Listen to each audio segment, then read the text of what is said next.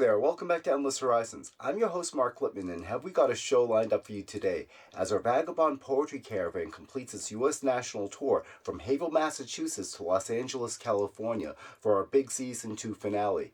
So sit back and stay tuned, that's coming right up for you.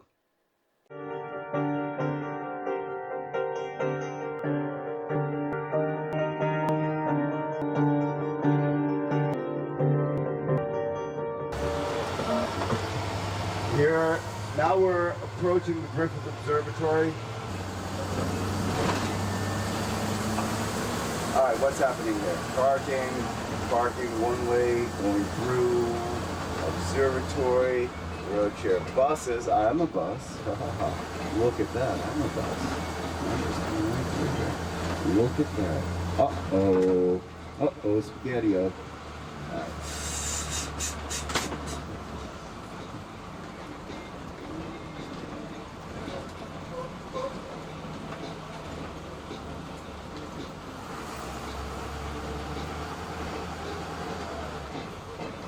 So, like Hollywood, this is where you can see the stars. And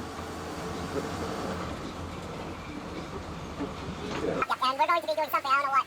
Danny's got to come up with that idea. Oh, actually, coolness. Right, Jeremiah, I want you to get out and move those phones. You get me a couple phones so I can sit through the other side. Like that one right in front of me.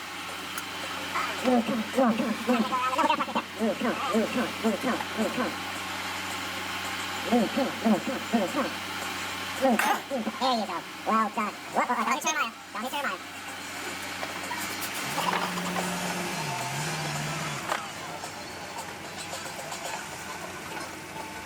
Alright, phone?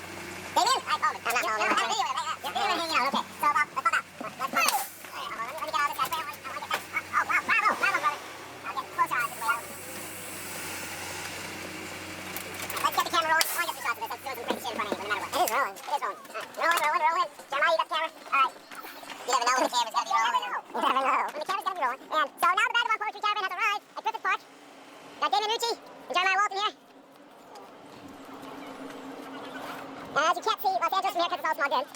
Oh, there he is, way in the back, under all that cloud cover, all that smog cover. Hi there!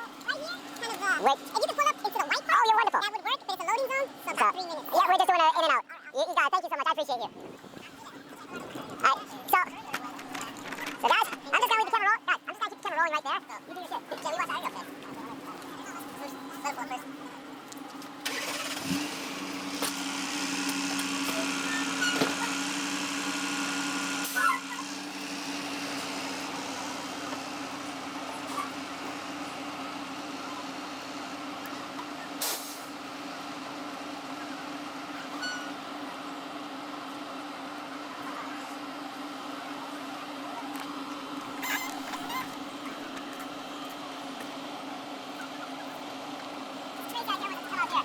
I don't even know where we're coming out here. I didn't either. I figured you guys wanted to see this. This is my video. Oh, this is right. Yep. But we were authorized for 3 minutes. That was minus 10 minutes ago. Yeah. So we got 13 minutes. So Jeremiah, tell us about your experience here. Covered in spider bites. I'm deeply hungover and I'm full of shame. Welcome to the Vagabond Poetry Tour. Excellent. Thank you for sharing your experience with us. Yeah. So how has the last 7,500 miles treated you? It's been a journey like riding. You ever seen an ostrich buried in the sand? Actually, I haven't. So an ostrich buried in the sand. You can't see anything, right? Yeah? 7,500 miles of sand. There's no answers. Now, I am not known for wit, simply audacity, okay? Willingness to discuss the things of our time, the agency we are all searching for in the pursuit to be something larger than yourself. And in this period of unrest, dispute, fear, the Vagabond Poetry Tour is here to tell the truth. Now we're looking for the founder of the New Jersey Renaissance. Quacky, it's a big one. There he is. It's a beaut. Don't worry, boys, the dog's back. It's a beaut. You never know when the camera's gonna be rolling. So Damien, we just heard from your compatriot here about the situation of... What's the situation? That's what I'm asking you. What's the situation here? I think we did love and peace this entire thing, and I think it was beautiful, and it brought us 7,500 miles. And now we're at the end. I think it's time for some war and hate. Well, welcome to Los Angeles.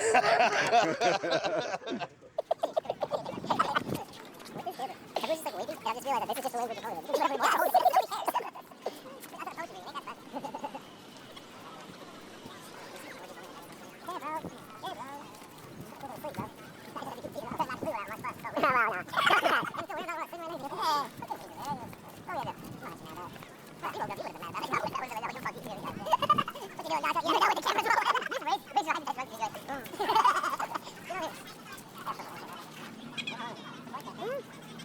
Yeah, this way. Let me get the blue this way.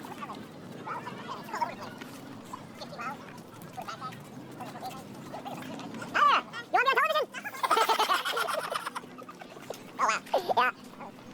Now we came all this way to see smog and we found it. How are you folks doing today? Excellent. We found the smog, exactly.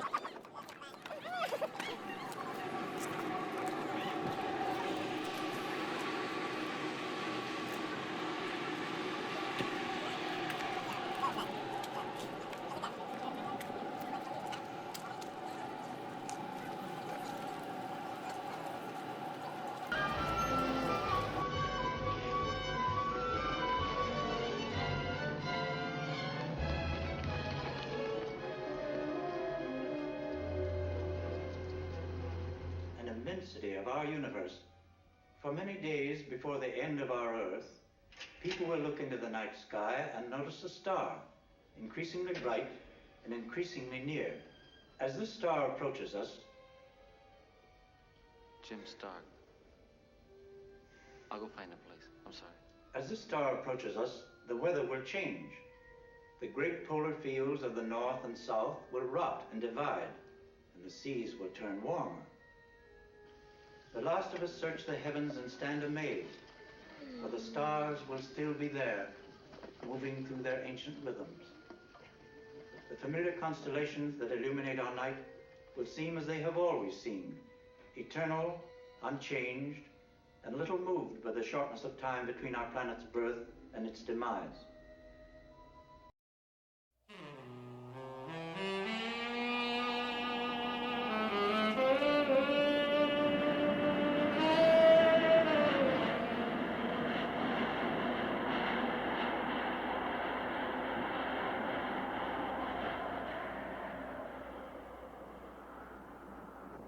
Hate New York City, it's cold and it's damp, and all the people dressed like monkeys. Let's leave Chicago to the Eskimos. That town's a little bit too rugged for you and me.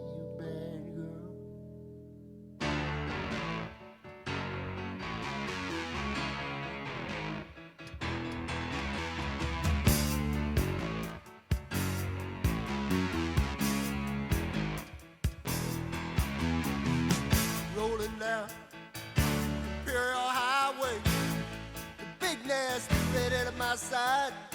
Santa Ana winds blowing hot from the north, and we were born to ride. Roll down the window, put down the top, crank up the Beach Boys, baby. Don't let the music stop. We gonna ride it till we just can't ride it no more. From the side bay to the valley, from the west side to the east side, everybody very happy, 'cause the sun is shining all the time. It's like another perfect day. I love LA. We love it. I love LA. We love it. We love it.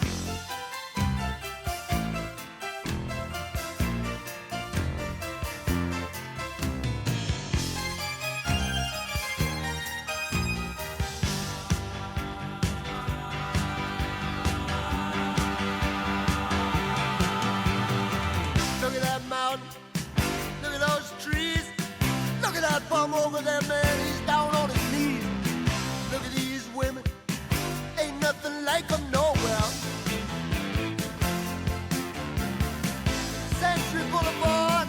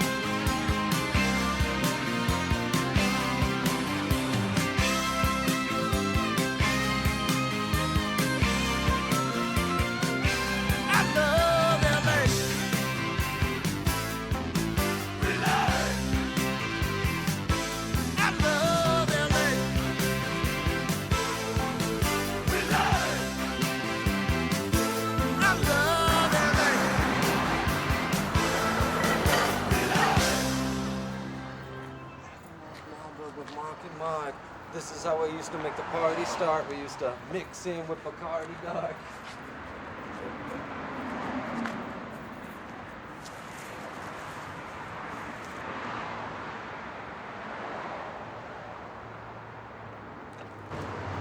Hey, so welcome back to Endless Horizons. We're here in Los Angeles, California with the founder of the Sims Library of Poetry, Hiram Sims. Hiram, it's so great to see you again. It's been too long, my friend. Hey. Yeah, it's been years, man. Yes. And, very good to see you. Always excited about Vagabond and everything that you all do. And I'm glad this is one of your stops on this poetry journey. Well, you all take. we're excited. This is actually the last group event that we're doing. So this is our really kind of our closing event as the Caravan. Nice. And I wanted to do something here because you are doing something amazing for literature here in Los Angeles. You run the only library of poetry in all of Los Angeles. True. And I want to find out about that. What sparked this for you? What's happening here? How is this affecting the community? Yeah, so, like the Sims Library of Poetry started because a lot of us come from the open mic community. There are open mics at Beyond Baroque, open mics at the World Stage, and Tiachuch, all these different places. And so, but I kept noticing that a lot of these open mics and poetry shows would like pop up and pop down. Like they'd be open for 3 months and then close. Yes. And when I talked to the poets about like, what happened to your mic? They would always say like, yeah, we got kicked out because we were in somebody's coffee shop or somebody's restaurant or the back of somebody's something, a backyard. Sure. I remember going to a few of those. right? So my friend, a co-piece, who's also a poet, he said, I feel like poetry is homeless. Like it's constantly couch surfing. And we just don't have our own space, because even in spaces like the World Stage or Beyond Baroque, we might have Wednesday night, or Thursday night. And so I told him, one day we're gonna open up our own poetry spot, and we're gonna have, all the nights and all the days, and on the gate we're gonna write, "Poetry lives here." Yes, I saw that right out here. Yes. And so that concept is like finally the genre has a place to lay its head instead of constantly having to, move around. And yeah. And so, how many events have you hosted here since you've opened here? We're going on 4 years now, so I would say probably close to 250, like 200 and right around 270. I remember when you opened here, I was in LA for that first year, and I saw all of the things happening, the crowds of people that would come into this space. So you're affecting a wide swath of our poetry community in Los Angeles. Definitely, and I really do want the whole LA poetry community and average people to feel like this is their home base. We don't charge. We're not a part of the public library system, but we don't charge people to get in here. We don't, harass people. We don't kick people out. If people want to come here and take a nap, we let them take a nap. If they want to come and, get some chips out the fridge or out the cupboard, we let them have them. It's really a community space for poets to be able to do their work. And also, if I remember correctly, this started with the Community Literature Initiative that you started at USC, I believe. Yeah, so CLI is an umbrella nonprofit, and it has 3 programs. One is the publishing classes, where we help poets to finish and publish books. So that's a 2-semester program. And so it's 7 months of writing and editing, 2 months of book production. So at the end of that, they walk out with their book in their hand and a chance to pitch that book to publishers like Vagabond and others. So those classes are still our bread and butter. It's still at the heart of what we do. And I would say the library was in part created as a resource for the students so that they could come have books to check out and read as they were writing their own books. And I think of CLI as an inverted school in the sense that if you go to a school, you got multiple classes happening in there, and then you got a library in there, right? Where, you know, like people can go and get resources to help them take the classes. But we're just kind of inside out. Like the classes are spread out all over the country. You've got multiple chapters now. Yeah, we got 9 chapters. Wow. Yeah, 9 chapters. One in LA, Inglewood, Long Beach, Pomona, San Diego, Denver, National Chapter, DC, one children's book chapter, and I always miss one. But yep, 9 chapters of CLI, and helping a lot of students. You know, about 120 students a year, poets. And I remember, if I remember this correctly, you've been doing this for going on about a decade now. Is that correct? Or? Yeah, we just finished our 12th year of CLI, Incredible. and it continues to grow. It continues to grow, and it's, you know, it's moving, but it's also rebellious. Like I feel like poets are rebellious. The art is rebellious, right? So it's constantly trying to shape shift and move, and I keep trying to wrangle it in, you know, like to keep a handle on it. But but I definitely appreciate the way poets have helped this work and continue to help. So I dig that. Well, we're building community. Yeah, absolutely, absolutely. And so this library, Sims Library of Poetry, started in a suitcase because I demanded the students read a book of poetry every week in my class, and they weren't. So I put 80 of my own books in a suitcase, and I brought it to class, and students would check a book out and put one in from the previous week. And one of my students said, "This is the little Sims Library of Poetry right here." And I was like, da-da-da, right? The light bulb goes off. You're like, a library, yeah. That's what we need. Yeah, and that'll be our like little headquarters, right? Nice. And that's where we'll have offices, but we also have performances, and you know, like, and now we have panels and book releases and open mics. You know, like if it's related to poetry, we do it here, and we want to keep doing it. Okay. If you had anything that you could say to aspiring poets out there who wanted to get started, what would that be? You know, I would say to read, write, and read. You know, like I say read first because reading other poets is fuel for writing poems. Even though poetry is very dense, it's thick, right? So you're not going to read 40 pages of poetry. Probably 3, right? But maybe there's just one poem that speaks to you that resonates. Sure. Exactly, but something with some energy in that poem will make you want to write with it, right? And so then that's the second part, which is to write and to write consistently if you want to get better. You know, like I have a challenge that I issue to all my students, which is to read every day, write every day. You know, to dedicate, you know, an hour of your day to reading one page and writing one page, and to see how that muscle can be exercised. How that develops, sure. Yeah, because I think one thing that poets are asked to do is they're sometimes commissioned, sometimes just requested to write a poem about something happening right now.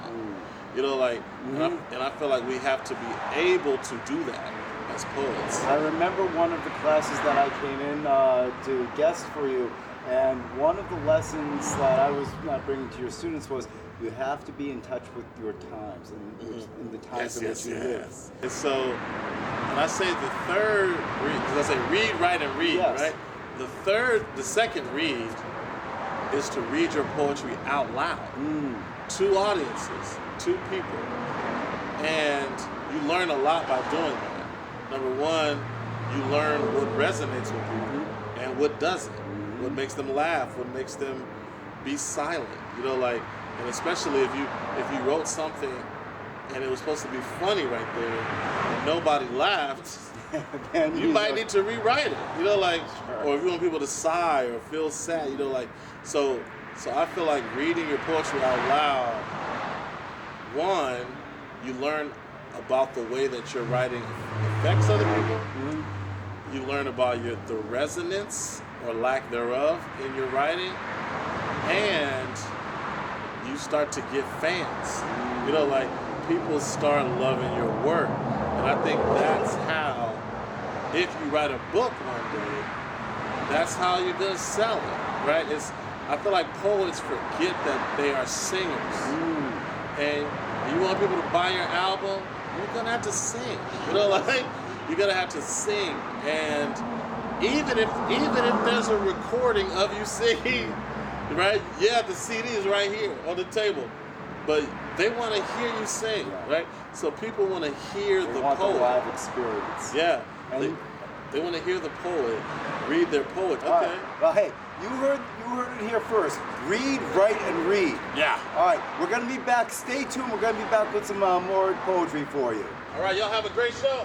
So we steal grapes from imperial vineyards.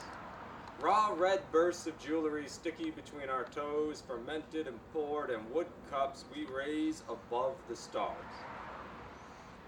2,000 years later, still haven't seen water turned into wine, but have transmuted death dried into stealing blunt wraps and Four Locos on the Lower East Side. The clerk shouts after us with his boss, but when he clocks out, he joins us in the park where our misfit parade is a Dionysian cover band. Romeo raps boom bap, Nico's ancient phone static slaps, and Genesee pulls her girl so close the moon blushes. Michael swings his hips and slips into bushes with pupils bigger than New York City, bigger than Hong Kong, but smaller than our sex drive. August's burning curls catch streetlight, look like something God's voice arrives through, but none of us have heard the big man talk. So we toss poems into campfires and listen. We only understand the language of power because profit doesn't recognize ours. So we salute dinero y amor, sing until the stars are listening, and lean so close our throats reach into their burning ears, and they can read our smoke, us, their descendants, lovers of life, against the machinery of debt, the landlords of progress, cops and all the desperate writhing of our latest Rome wheezing sparks as this round of tax collectors and priests are eaten by barbarians becoming tax collectors and priests. We will still be here, lest the graves dance on you. This is called You're Dead in California.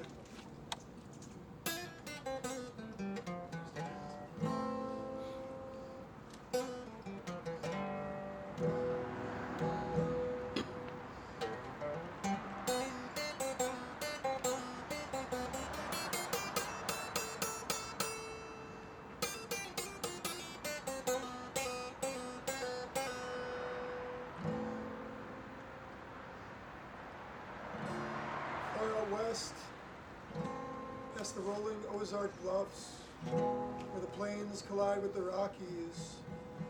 In Denver stands an obelisk at their division. Centuries-old ghost towns, some of the silhouettes on dust bowls and red rocks. Mountain roads lay waste to Aspen, towards Prospector demise. Skeletal figures petrified in cabins. Buena Vista is still as the Arkansas moons. Reno was a sand pit with a skate park. All of Wyoming was a sanctuary. We saw for only a second. Because why stop in Yellowstone?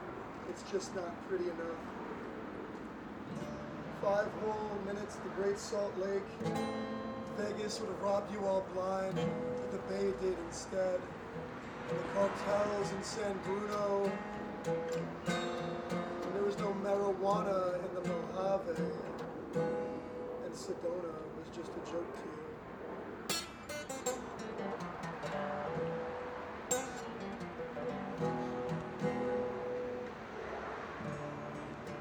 But I know what truth lies in the desert.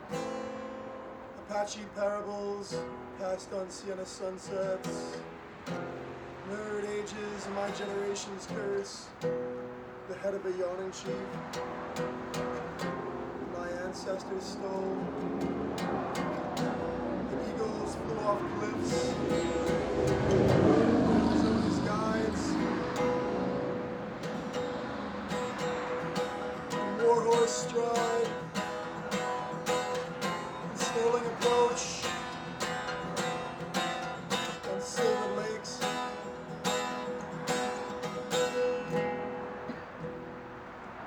As before the giants ruled the land and the Moabites fell into the canyon.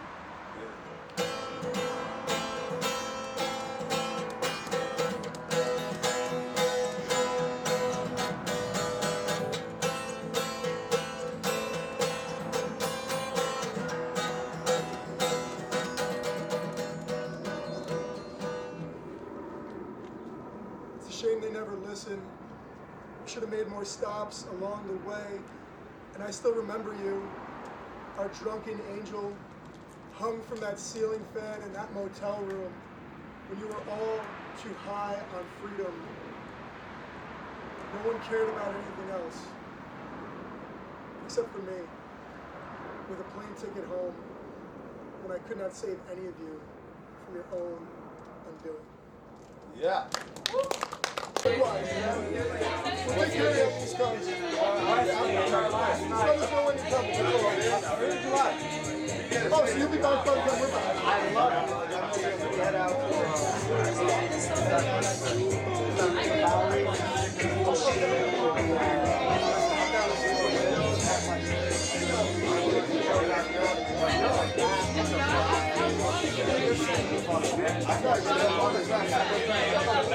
Six or seven? I'll probably be in the East Coast 6 or 7. I'll probably stay till like I don't know if I'll play 6 o'clock or something else. Yeah. Like I said, you're around, we'll take care of it. I know.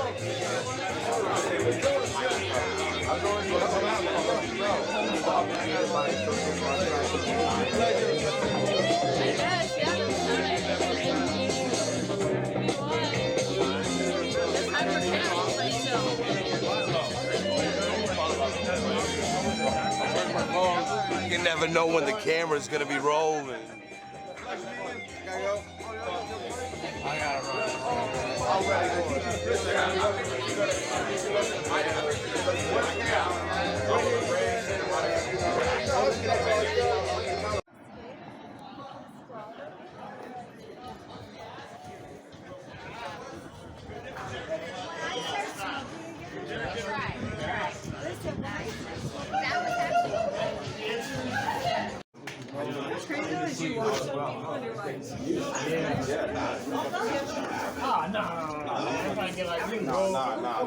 You doing it. No, not even on those.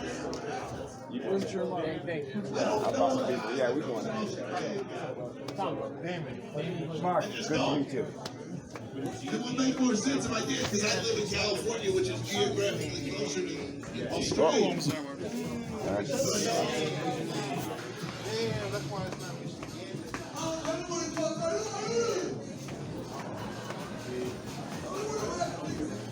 I think it's the other room. You don't have anything to do with anything. Oh, here.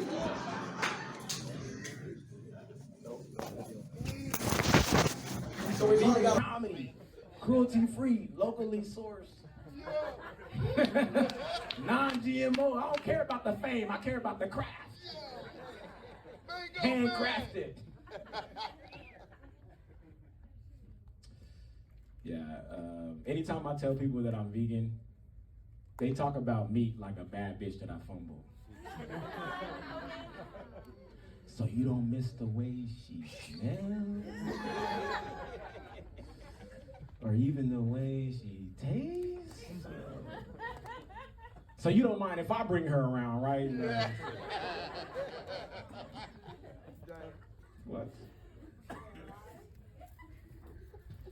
And at first, you know, I'm pretty good at it now. I feel like a level 4, level 5 vegan now, you know. But at first it was pretty tough because when you first go vegan, you really like a sidetarian. You just ordering all the sides, like your sides become your main, you know. You just, yeah, let me get the fries and the beans. Even here, it's like, all right, let me get the chips and salsa.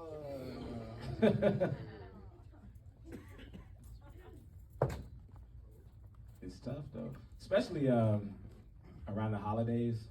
You know, sometimes, especially being black around the holidays, being vegan, it's kind of tough because I'm the only one praying over an acai bowl.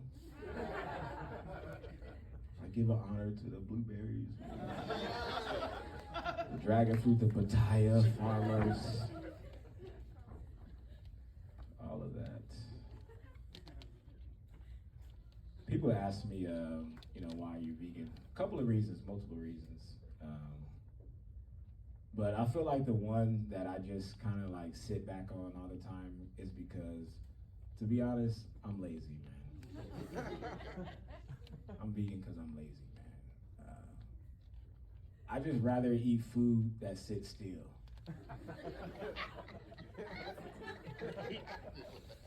You know, like a mango lets you know, hey, I'm ready. You can eat me right now. But I feel like if you gotta possibly chase food, that's probably not wanna-be food. You know, like if you gotta potentially trick it, I don't know if that's food for me. I'm not talking about y'all. I'm just saying for me. Like if you gotta trap it, I don't feel like that's food. I don't feel like food should be trapped. You know, like how is that food if it's trapped? Oh, we about to get a protest going in this thing. All the meat eaters upset. Oh, see, this is why we don't talk to the vegans. This is why we don't ask them what they eat, man. They gonna go home and tell all their meat eater friends. Yeah, man, they was talking about us. Man, y'all meat eaters don't know how lucky, like people who just indiscriminately eat, y'all got it good, man.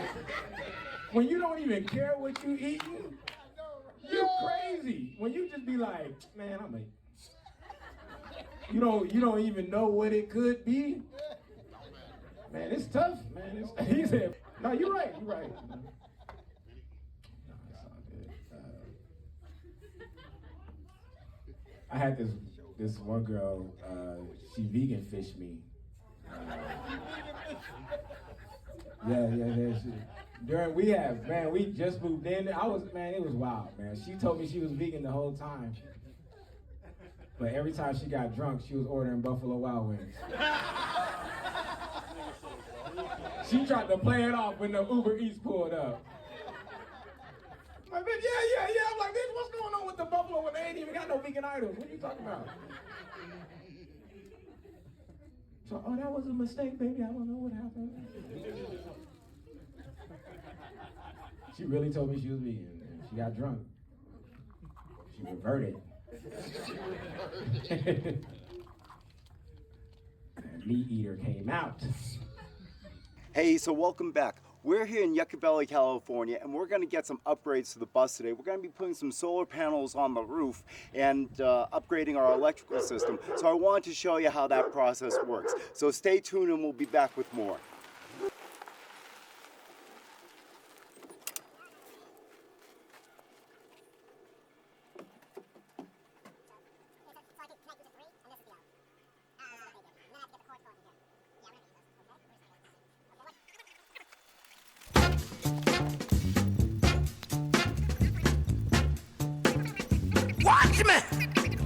Watch me!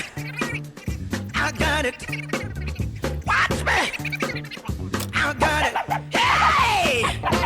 I got something that makes me want to shout. I got something that tells me what it's all about. I got soul, and I'm super bad. I got soul, and I'm super bad. Now I got a move that tells me what to do. Sometimes I tease, that tells me what to do. Sometimes I feel so nice, I wanna try myself a few. I got soul, and I'm super bad. I love to do my thing, and I don't need no one else. Sometimes I feel so nice, good God. I jump back, I wanna kiss myself. I've got soul, and I'm super bad. Hey, I said I'm super bad. Bridge, come on, up and down, and round, up and down, all around. Right on, people. Let it all hang out. If you don't, brothers and sisters, then you won't know what it's all about. Give me, give me, give me, give me, give me, give me, give me. Hey!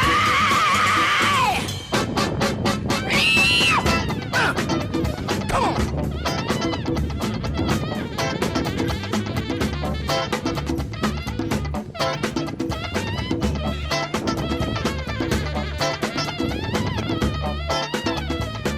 I got something that makes me want to shout.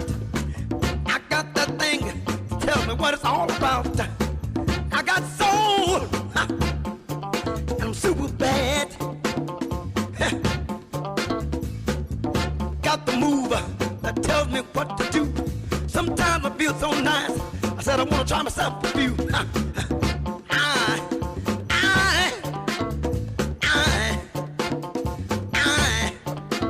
I got soul, and I'm super bad. Bridge, hit me, up and down, and all around.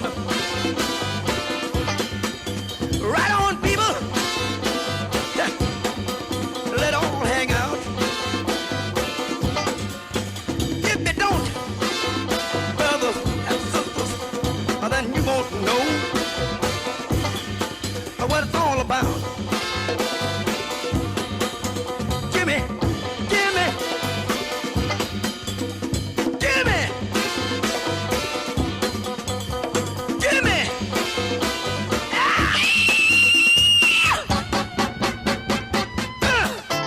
Come on.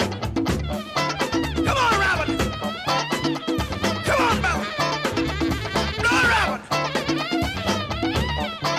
Bum me some train, brother. Hey! Gimme. Gimme. Gimme. Gimme. I said I'm super bad.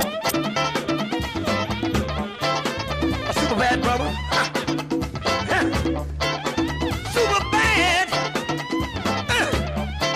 Come on, Babs. Come on. Super bad. Damn. Good God. Super bad. Birthday. Let me hear you.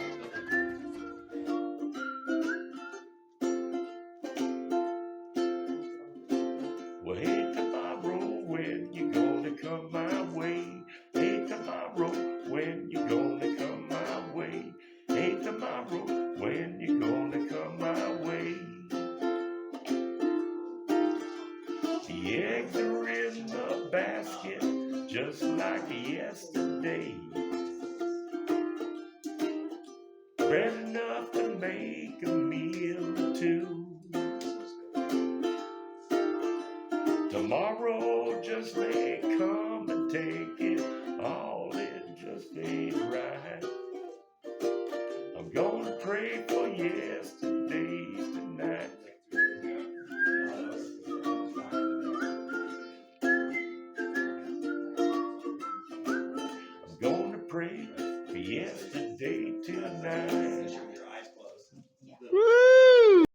Thank you so much for joining us today on Endless Horizons. And if you like what you've been seeing, make sure to check back as Season 3 is just around the corner as our poetry adventure keeps going further. Until then, remember to follow your dreams and keep your eye on the horizon.